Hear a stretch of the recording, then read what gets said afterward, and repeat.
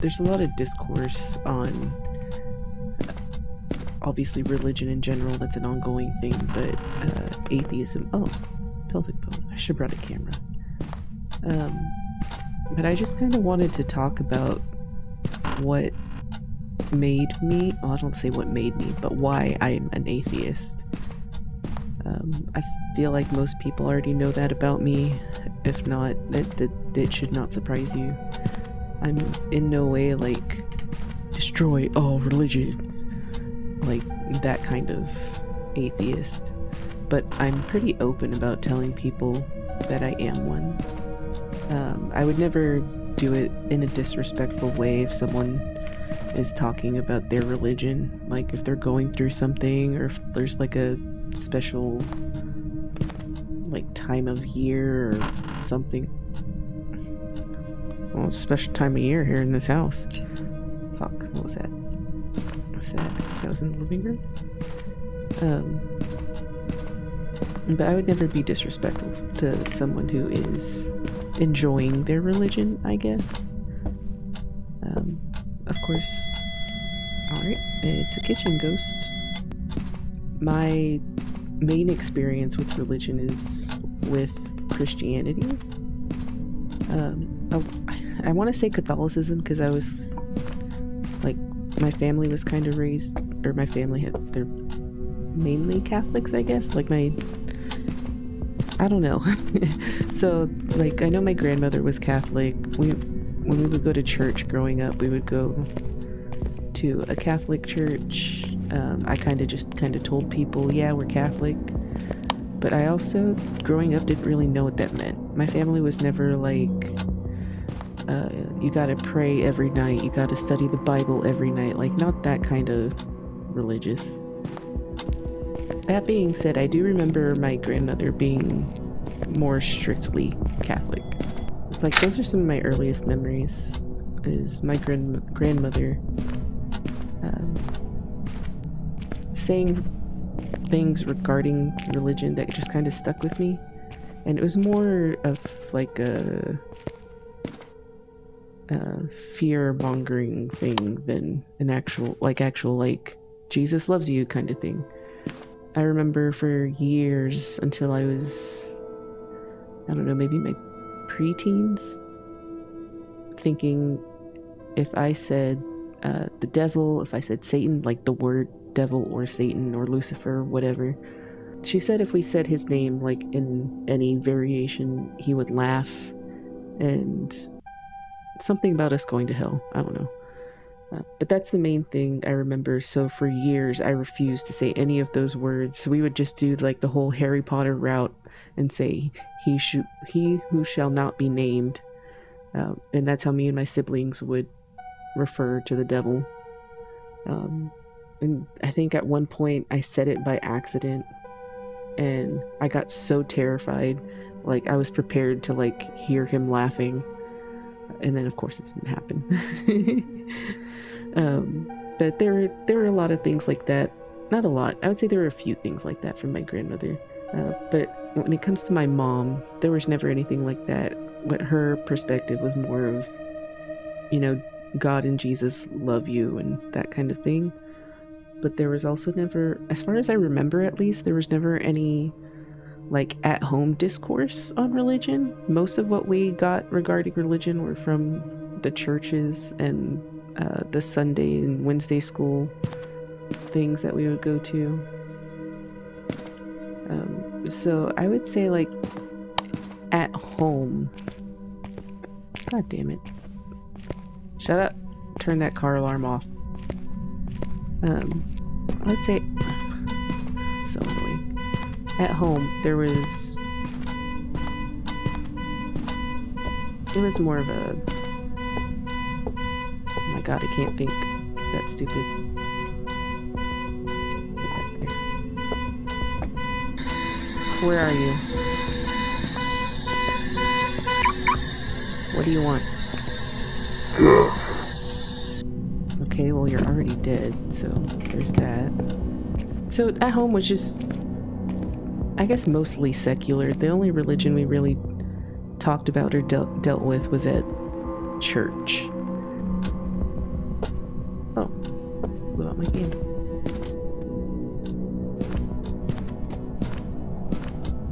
I hear him throwing shit. Okay, I need to turn that light off.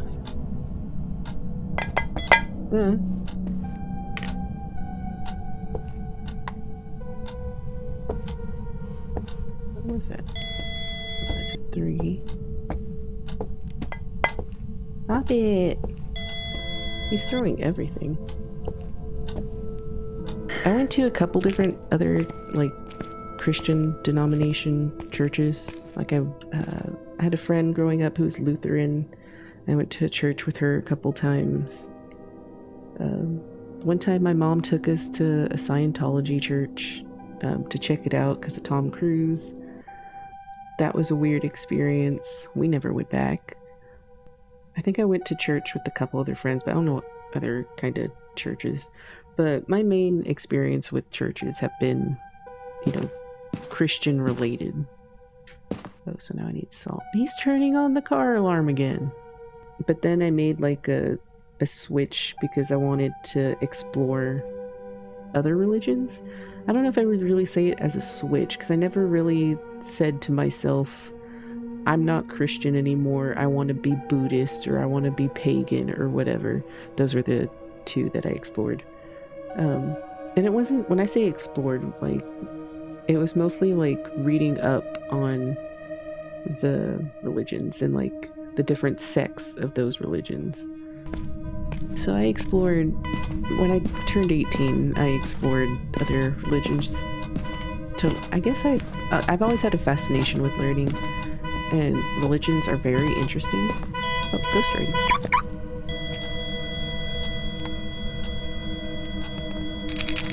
Oh, those are some child drawings. You draw like a child. I should probably move to crucifix. Okay, ghost rating, spirit, poltergeist, or mare. Because I guess to me, it never seemed like a belief system. It seemed more like a way of life, I guess. And I guess that's what a lot of people mean when they say that they're not religious, but they're spiritual. If that's what they mean. I don't want to put words in anybody's mouth, but I imagine that's what it means. Because I think I may have used that phrase before in the past, when I was like going through that transition of religion. So at least I think that's what I meant. I don't know really if you can pinpoint a time when it started. And I don't know if it's like that with a lot of other atheists. Maybe I'm the odd one out. Maybe I'm in the minority. But for me, becoming an atheist, like, I couldn't give you a day. I couldn't give you a year. I couldn't give you a single moment that pushed me towards being an atheist, that pushed me away from Christianity and the Buddhism and paganism that I was looking into. Asshole.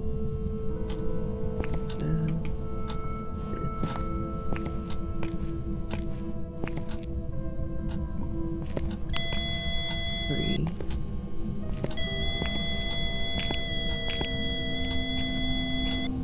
When I was around 17, 18, is when I started to really get interested in other religions.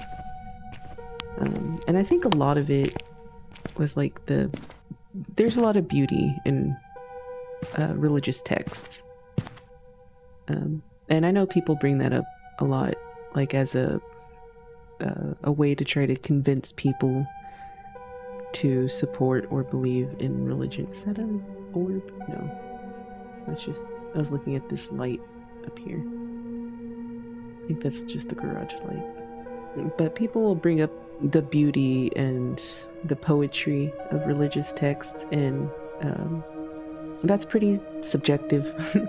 But I do agree that there is a lot of beauty in some of the texts and the metaphors. And at some point, I gradually was just like, oh, I just want to look at other... Oh my god, it keeps touching the car. I want to look at other religions that might be more in line with my personality, I guess, and like the way I wanted to live my life. I know with religion, a lot of people will kind of do it the other way around, where they change their life to fit in with what they think the religion wants from them. Give me EMF 5, baby. Oh, fuck.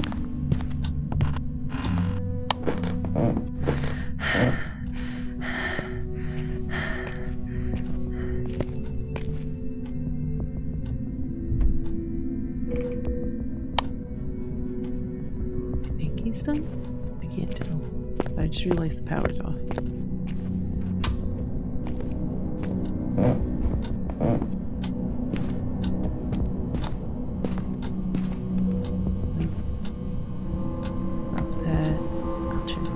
Again. Show me potato salad. I'll get a 5. Well. Oh fuck. The hell was that? That was the microwave.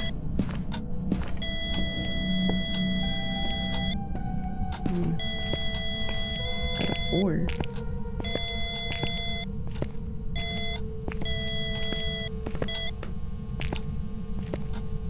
EMF is going crazy. I'm just not getting a 5.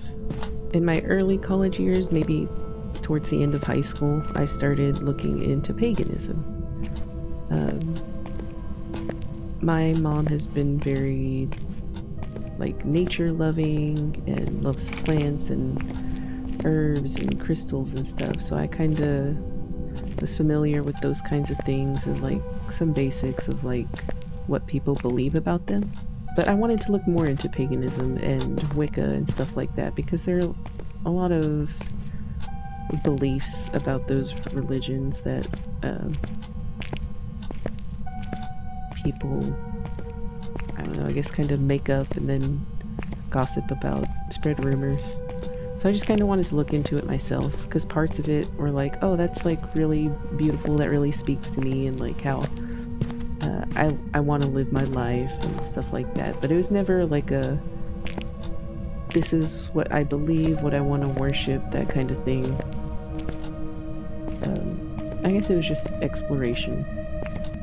So I delved into paganism and Wicca and stuff like that, like actually practicing.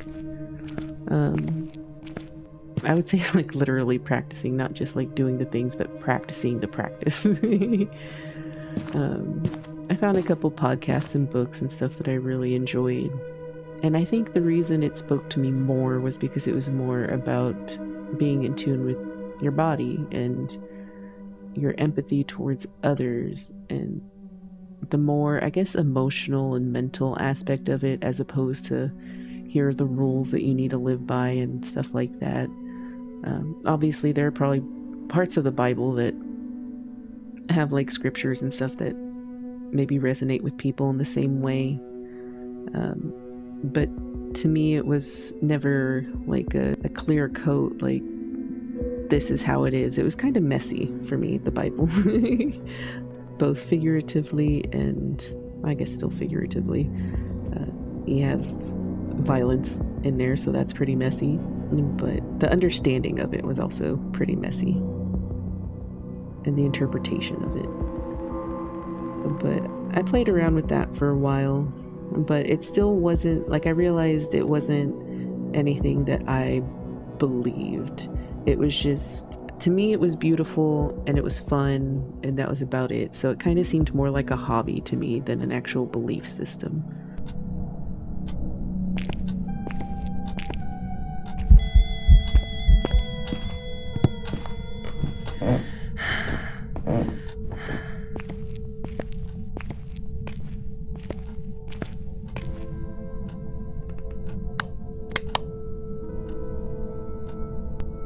I don't even know if he was actually hunting. Is he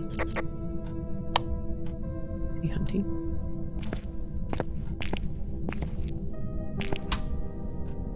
Keeps turning the power off. Where's my email? That's not it. Oh, Jesus Christ, that scared me.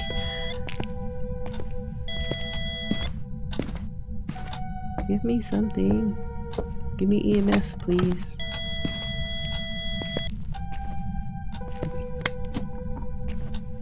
Fingerprints, finally. Jesus. Shut up, I'm leaving. He wasn't even hunting. And then at one point, I remember talking to someone, and we were talking about our beliefs. There were 0 hunts. I wasn't even hunted once. 115 interactions, though. Damn. But I remember telling someone that I said something about how I guess, not really worshipped, but kind of worshipped the universe, I guess, because the universe kind of not really runs everything, but it just exists. And so I believed in like the energy of the universe because that sounded very poetic and that kind of thing, which I mean is still true. The universe just kind of exists, it does its thing. I remember at one point telling my mom, because I was reading about a lot of anatomy and neuroscience, specifically like the anatomy of the brain and how things work, when I was in high school. And I was telling her, what are the chances that the universe like existed in such a way that we came from it? Like, there's such a little chance of that happening, like us being on the perfect planet in the perfect environment for humans to exist, for us to be here right now. What are the chances of that happening? That's like such a small chance. There's no way that like someone didn't have a hand in that. But I think maybe a couple years later or something, I thought about that and I realized, yeah, that might be a small chance, but there's still that chance. And even if that chance hadn't happened yet, we wouldn't know about it because we wouldn't exist. So of course we're going to be thinking about it and thinking, wow, that's so cool, that's impressive, because we already exist. Just because something has very little probability doesn't mean it can't happen. That's got to be go, bitch. That may have been a little loud. That's fine.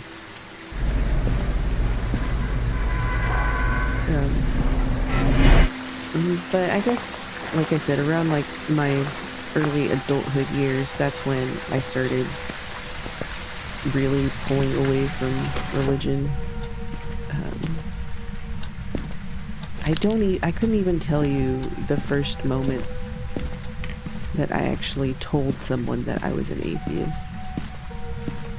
I guess it really wasn't until my early 20s then, to mid 20s, that I finally at some point said, yeah, I'm an atheist. To my spouse now, they've known since I met them, I think. They've known. But I don't remember ever having that like epiphany or aha. Oh. There we go. Or aha moment that was like, yeah, I'm an atheist. I think it just came up in conversation, and then I just kind of was like, yeah, that's me. I don't know. I guess my brain just understood it as I was an atheist, and I just didn't have that like epiphany about it. That's just who I was. And honestly, I feel like that's who I've always been, because like I said, religion, even when I was like a Christian, did actually believe, and like when I was afraid of saying, oh my God, because I was afraid that was like a sin and like God would get mad at me. But I never felt connected to religion the way people talk about it. And I think that's kind of what I was searching for when I was looking into other religions, is to try and justify it, I guess. Like, just, I don't know, just trying to find it. I did take like an introduction to world religions class in college. That by no means I'm an expert, but I at least know about quite a few religions now. Not in depth, but I know about a lot of them. There were some in that book I never even heard of. And that's another thing that I didn't realize until I took that course, was I knew there were a lot of different religions in the world, but I guess I didn't really realize it, because there were some in there that I had never heard of. I think they say there's like, what, like 3,000 different religions or something like that. And to me, that's mind-boggling. Well, I mean, I know a lot of them are like very similar. Like you have like the 3 Abrahamic religions. Part of what my atheism is founded on, I would say I wouldn't say founded on. It's something that I think a lot about when I talk about my atheism, or I'm just like if I'm seeing a video or any sort of discourse on religion. It's something that I think about is the Bible itself, again, using Christianity because that's what I know. How the Bible, so growing up, I don't know that I was ever told who wrote the Bible or anything. All I knew, like, the Bible was the Word of God. So in my, I knocked over a cup. In my little kid brain, leave that cup alone, it's gonna break. In my little kid brain, that was like, oh, God must have wrote the Bible. And then at some point it was like, oh, God told man, and then man wrote the Bible. Okay, I'm gonna go check for fingerprints. He's moving that way too much for it to be.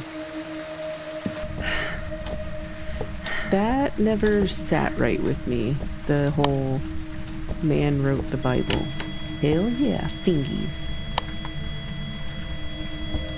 Put another dots thing over here. Oh.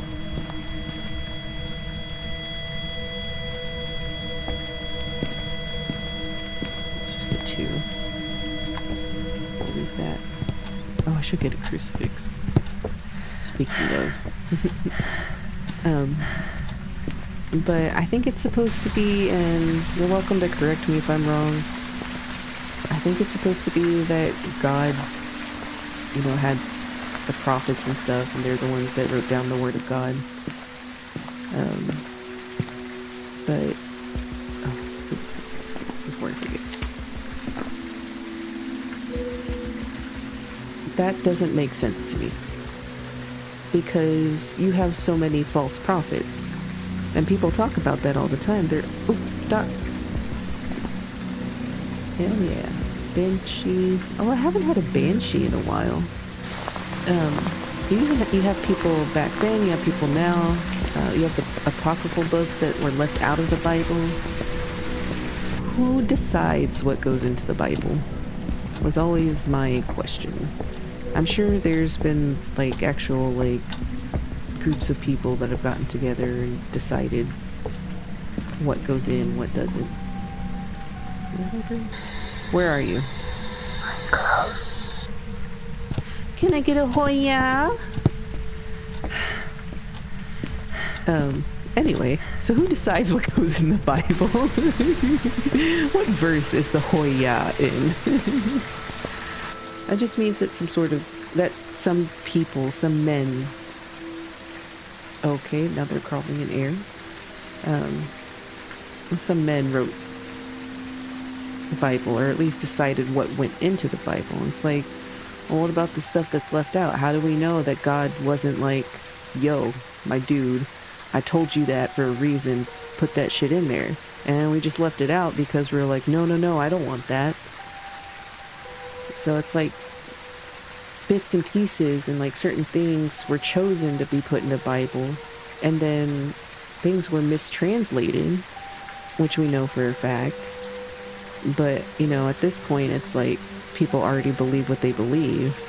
And then you also have to deal with the whole metaphor thing. What's a metaphor? What's literal? That's why there are so many different denominations. There are so many different beliefs of what the Bible means, that it's like, why should I, like, take heed to the words of this book if it's already not a credible source for anything? Not just for, like, history or accuracy or anything like that, but even for, like, the spiritual and, like, figurative aspect of it. Why should I... This ghost is just running around. It is a child. So from there, once I had that realization, I do actually remember there being one day when I was living at home, So it must have been before I went to college. So maybe 2009, 2010. This on the bed. Oh, I'm gonna come back. Get back here. I need a photo. Sitting in my room thinking about that. About how if man is fallible, man wrote the book, doesn't that mean the book is fallible? And I mean, that, to me, that makes sense. And I think to a lot of people, even a lot of Christians, that makes sense. I've heard a lot of Christians say that they basically say the same thing, and that they don't believe in the Bible, they just believe in God. And so kind of for a little bit, I was kind of like that. But then I started thinking again, and that's what the issue is I'm thinking. But I started thinking, well, if there's no Bible, let's say, then why should I, like, what reason would I have to believe in the Christian God? Where would the God even come? Where would the religion come from? A lot of people base what they do, how they live their life, what they say, what they believe, all that. They base it on the fact that there are these stories and verses and everything in the Bible. But if there's no Bible, then why? Where would that even come from? Other than word of mouth. And even then, word of mouth is like dots. Word of mouth is even more unreliable than written text. But yeah, so without the Bible, where would religion actually be? Where would Christian religion actually be? And so then it was like, well, if there's no Bible, there's no real religion, then what am I actually believing in? Where did this God come from other than people using God for rules and what's a sin and controlling society in a way that they feel like benefits society? Where would God actually fit into that without the Bible? And then I know there's also a lot of people that talk about how they believe more in the New Testament than the Old Testament. And that also doesn't really make sense to me. Like, how can you believe in half of the Bible when it's the full Bible? Like, all of it's supposed to be the Word of God. It started with the Old Testament. How can you only believe in the newer half? And I know I've heard people say that they don't like the Old Testament because of, like, it's like a different tone. Is that a asshole? Did you move?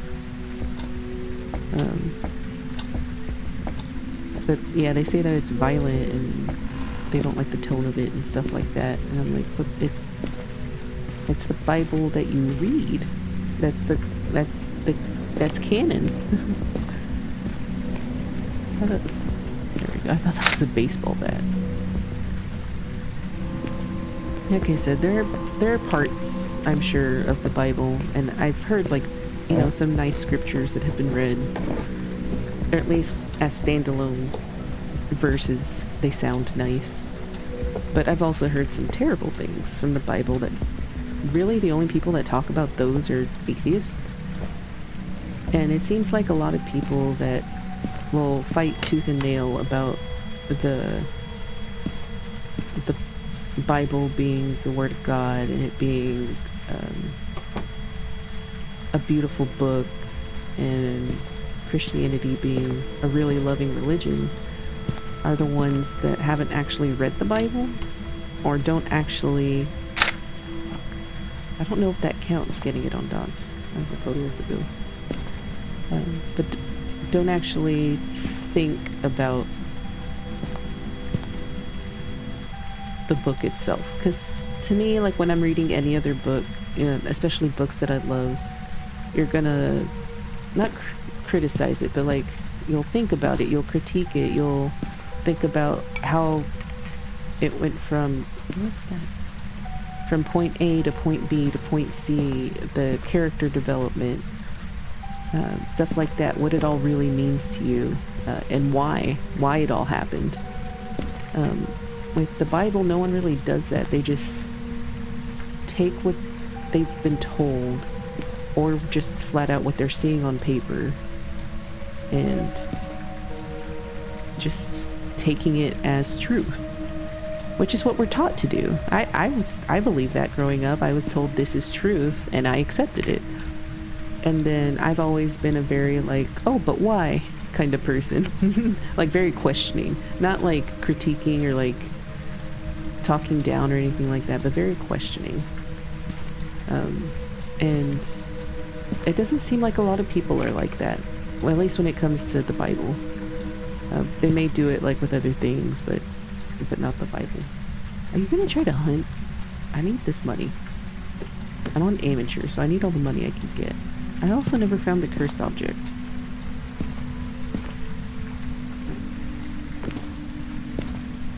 Is he throwing things at? Oh god. Up here. So I guess, long story short, religion doesn't make sense. Oh, the mirror! Religion doesn't make sense to me. Does it count if I just take a picture of it? Hell yeah. Let's go, boy.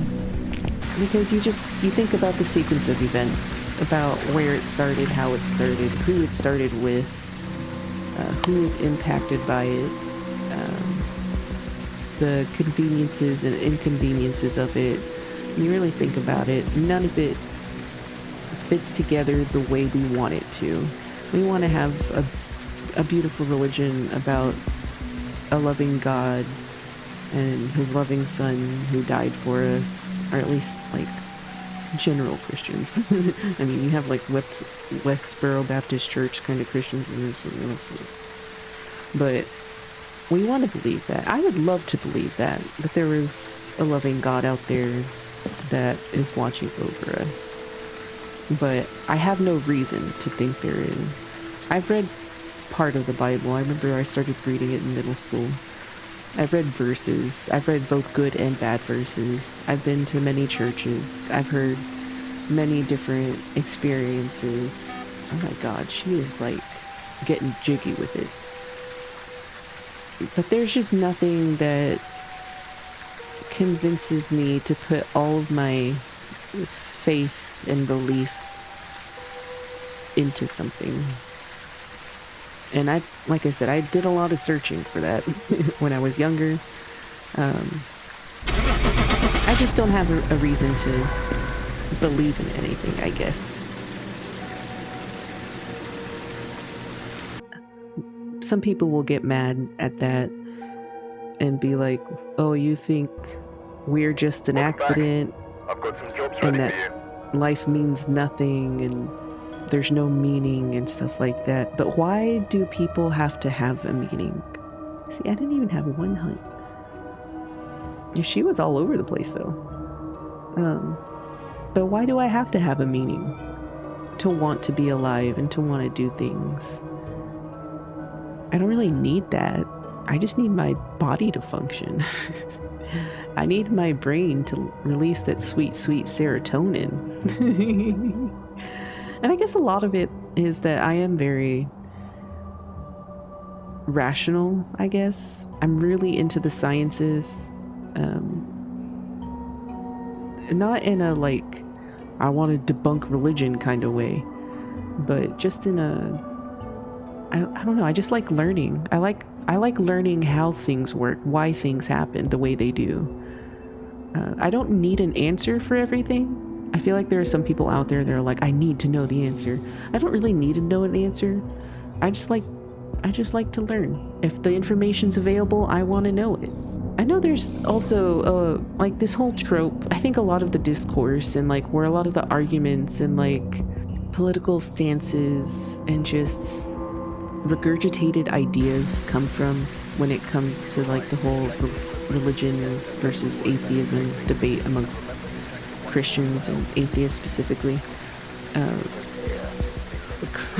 Christian media, they have a lot of atheist tropes that people will kind of play off of, and whenever they get into some sort of discussion, that's kind of the first thing they go to are these tropes, because it's what they know of atheists.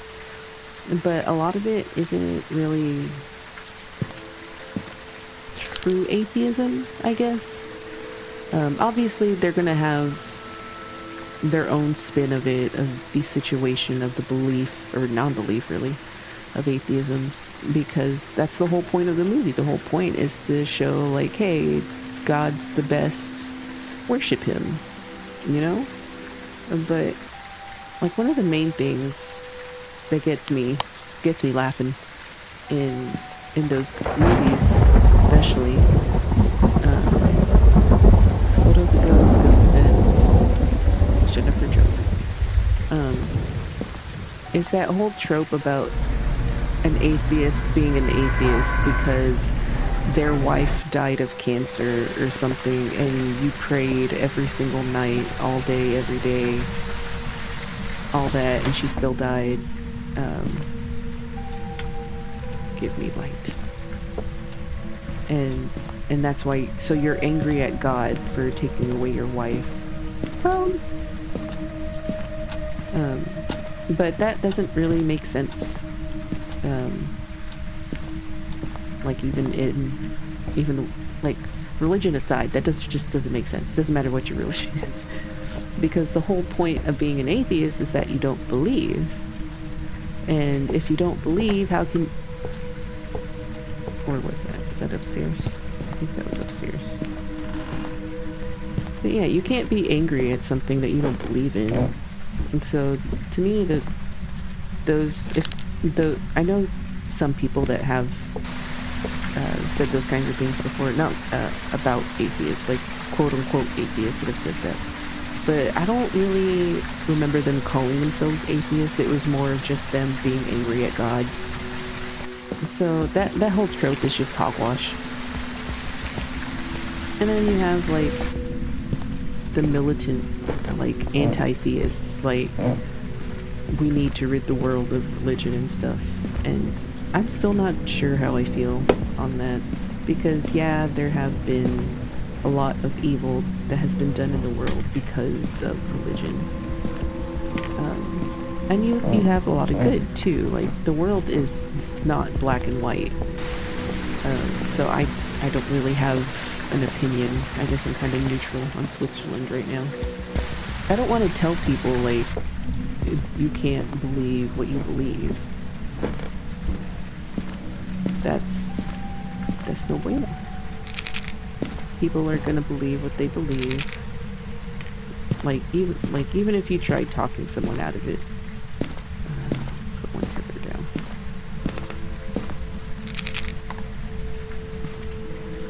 Right in the book. I'll go get a UV.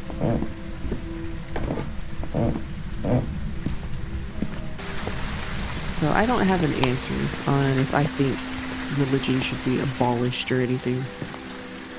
Okay, so I don't want to say abolished, because that implies that we would be, like, oppressing people for religion, like telling them, no, you can't worship.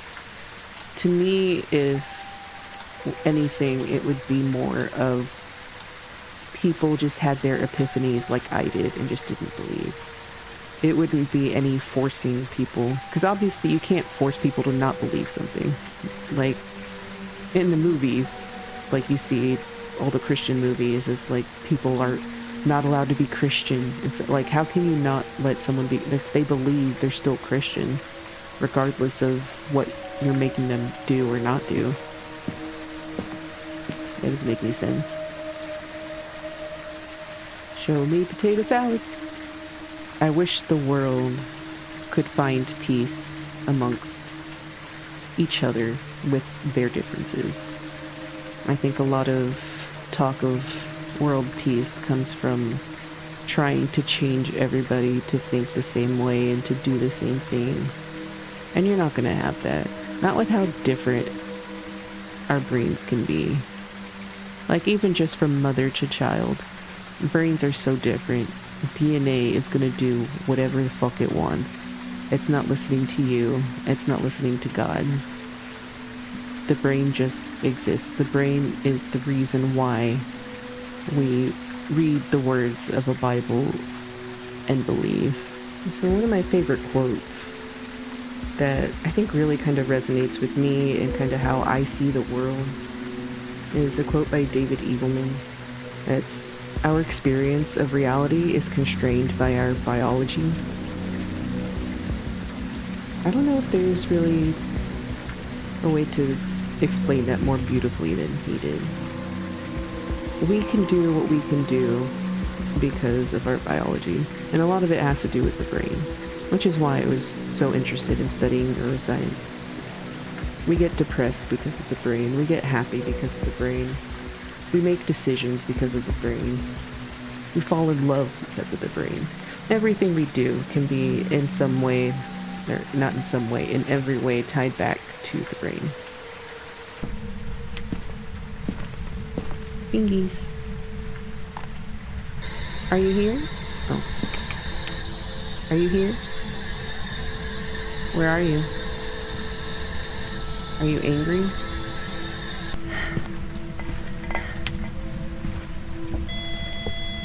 Now he's down here. What the fuck?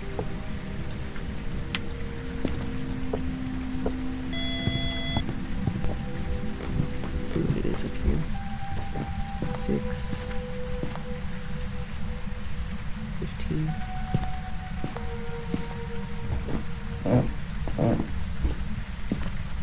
Okay, so either it... Wait. Now it's super warm? Oh, freezing temps. Freezing temps. Oh, shit. Another thing that doesn't make sense to me is whenever, like, sometimes, there have been times where I've told someone that I am an atheist, and they say that they'll pray for me and all that, which, he upstairs. Okay. Let's put a motion sensor downstairs to see if he's also downstairs. To me, it's rude to say things like that, knowing someone's an atheist because they just said it. Especially, well, okay, let me put it in the little caveat. When I say it's rude that they say they're going to pray for me, I mean it when they say they're doing it so that I won't be an atheist anymore. And, like, even then, like, I don't get, like, mad. I'm just kind of like, okay. Because I understand from being an ex-Christian that when you pray for someone, at least if you are strong in your beliefs, when you pray for someone, you think you're actually, like, helping them and doing what's best for them. So it comes from a good place, usually. Sometimes, however, you have the people that are just like, you're going to hell. It's weird because they'll say stuff like, "I'll pray for you, you're going to hell," and I'm like, so then what's the point in praying for me if I'm just going to go to hell anyway? But I know it's supposed to be like kind of an insult kind of thing, but I don't like it having talks with Christians when they're being that way. And a lot of talks I've had with Christians about, you know, religion and me being an atheist will usually, if not be like them being full-blown defensive, they'll be more subtly defensive, in that they're just like, "I just don't understand you, like, if you felt what I felt," and stuff like that. And like, well, I mean, your brain made you feel those things. You could just be like some sort of like extra dopamine, because like it is scientifically proven that prayer helps relieve stress because it's like a form of meditation. So like there's, you know, stuff like that could be going on. It's not God you're feeling, it's the drugs inside your body. It's that cocaine. Okay, so I'm not hearing anything on the motion sensor, but he's throwing shit downstairs. It sounds like it's here. Okay, it's in the kitchen. He's throwing shit at me in the kitchen.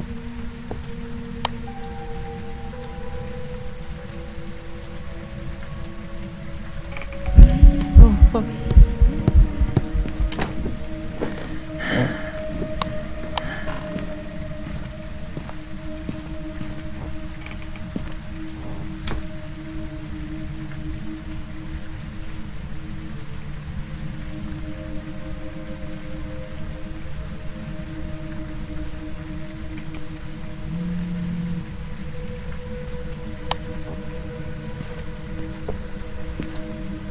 Face it this way.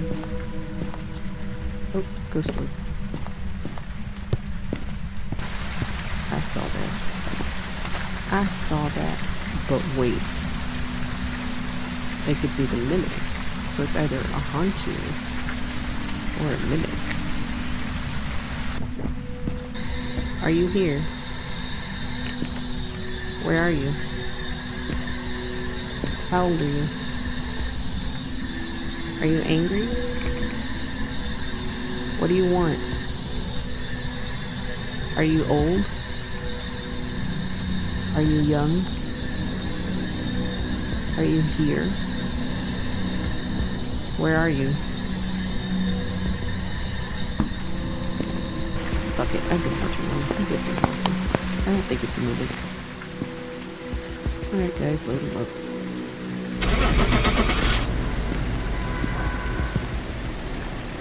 Welcome back. It I've was prepared the some jobs for you.